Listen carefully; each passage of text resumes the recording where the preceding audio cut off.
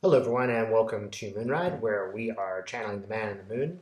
Today, actually, I'm getting lots of messages from Harriet Tubman about how she wants to chat today.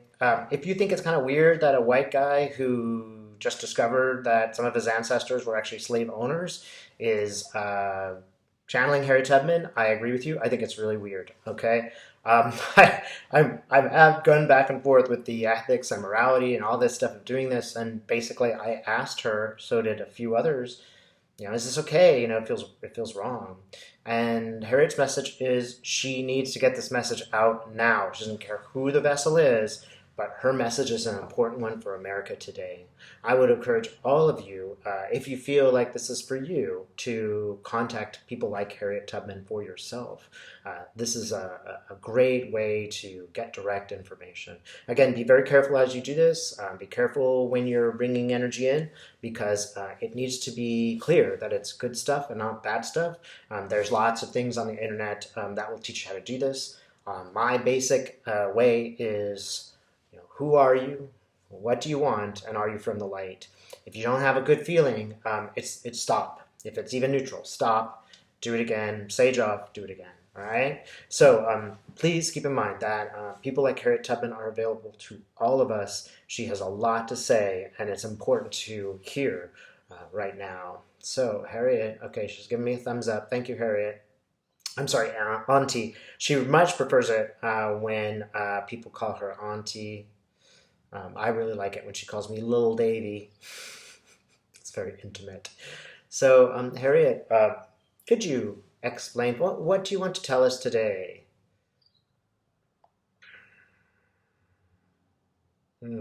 Cool. I'm seeing a railroad, and it makes me think of the Underground Railroad, but it's a real railroad. I just get things are moving fast, and they once they get started, they get a lot of power. That's why she shows me a train, I think.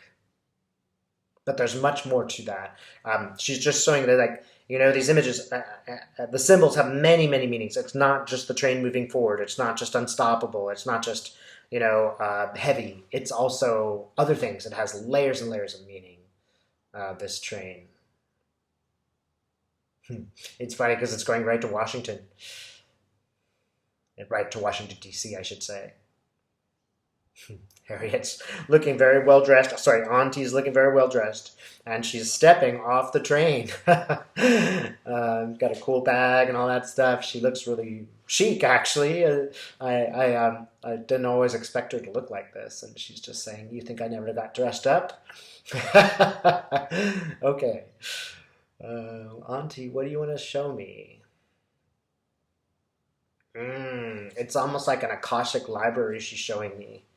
And the Akashic Library that she's showing me has lots and lots of books. It's funny because this Akashic Library looks a bit more simple.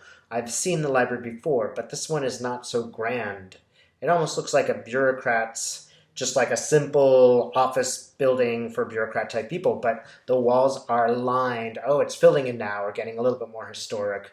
Then the walls are full of books, each book being the life of an individual person. And she is pointing to this. So in all of this, understand that there is a lot of individual growth going on. Whatever happens politically, however that changes, you may not, we certainly aren't under 100% control over this, but you can be in relationship to it in your life. So understanding that however bad this is, whatever happens, you are growing and your spirit's learning. And you're making choices and making decisions, just like she had to make big choices and big decisions and take risks. You are also being asked to do this. It's that's again the train. It's like a crisis is happening. A train's moving forward really fast. You can't stop it. The crisis has forced all of us to address it, and insofar as we're addressing it, we are really becoming people. We're becoming more. We're really being very brave in a sense of exploring ourselves in relationship to our present government. So don't think that you're wasting your time or it's all awful or we'll never recover or et cetera, et cetera. Okay, all of those things could be very problematic. All of those things are true in the sense of this awful experience that we're going through. But understand, you're learning. You are growing, and if that's all that happens, it's worth it. If the only thing that takes place for the good is that you stand up and exist in relationship to, good and evil, if you stand up and make those choices, that's really, really powerful, right? If you're watching this video, it's pretty clear like which way you're going with this. So, take heart. It might seem really problematic and layered, and it might stress you out a little bit, but each moment of that is you becoming, and you can take a lot of pride in that. Hmm. Especially because others have chosen to close the book. Others have chosen not to become. They have chosen to go backwards. And this group of people who's going forwards are really writing their own histories along with writing history. So don't feel sad and depressed if things don't go your way. Always there are going to be problems in our political world of varying greater and lesser degrees. If we feel really overjoyed about something, it doesn't usually last very long. You might think of, for example, Obama. There was a lot of jubilation by a lot of people in Obama, but it soon dissipated because of the other forces. So understand that none of these politicians are going to live up to our expectations. It's just impossible to do that. But the question really is, what do we do with our lives? And understand it's not all political.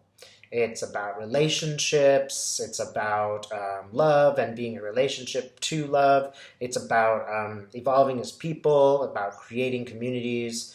It's you could go your whole life and not be very political and still have a great effect upon the world as you deal with individuals on a one-by-one basis. You are really creating a society. You're making a decision to act in love or to act against love. Mm. And also remember, when you're generous and when you give people the benefit of the doubt, when you allow them to have their own opinion in a conversation, that's always a good thing. It doesn't mean you have to agree with them or participate in whatever they're doing. But you can acknowledge that your sibling doesn't agree with you about politics, and that's just that. And on a personal level, you can try to make it a better relationship. Still, that's your power. This is your power. This doesn't mean you're a doormat to everybody. It doesn't mean you give up your beliefs or stop working towards your goals or your political goals. It does mean that it really is extremely powerful to listen to somebody you don't agree with and acknowledge the truth for them at this moment and say what you've got to say in a way that elevates them too, and it's not a fight. There is a good deal of value to this. You're going to do what you're going to do anyway, right? I mean, you're going to go vote for who you want to vote for. Whether Tom or Mary does agree with you, that's not going to change your vote that much. You might hear why they're voting against you. That's fine. You're going to go out and do what you're going to do, even if the conversation doesn't go the way you want to. So just keep that in mind. Be as generous as you can, especially during a holiday season, without giving up your own morals. Harriet Tubman's like, you think I liked everybody sitting at the table with me? I didn't like all those people. Some of those people who were on the Underground Railroad were not particularly nice people. Maybe they agreed with me politically, but on a personal level, I would never have had a conversation with that person. And there were people who didn't agree with me that I really liked, right? And who I thought were good people, although they didn't have the exact same agreement with me. Obviously, there were some people who I really gelled with, and we had the same opinions, and we worked together, and I'm very happy about that. But, it's almost like we have to make a decision. Here are the basic and really important things that we absolutely are going to fight for. This is the category. It doesn't matter what anybody else says. It doesn't really even necessarily matter what the law says, right?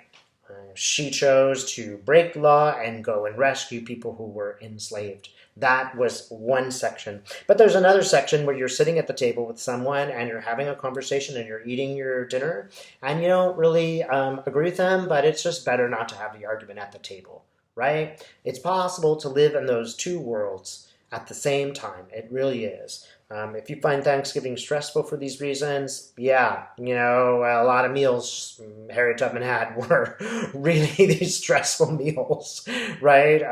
You can imagine the tables that she didn't necessarily want to sit at because of her role in liberation.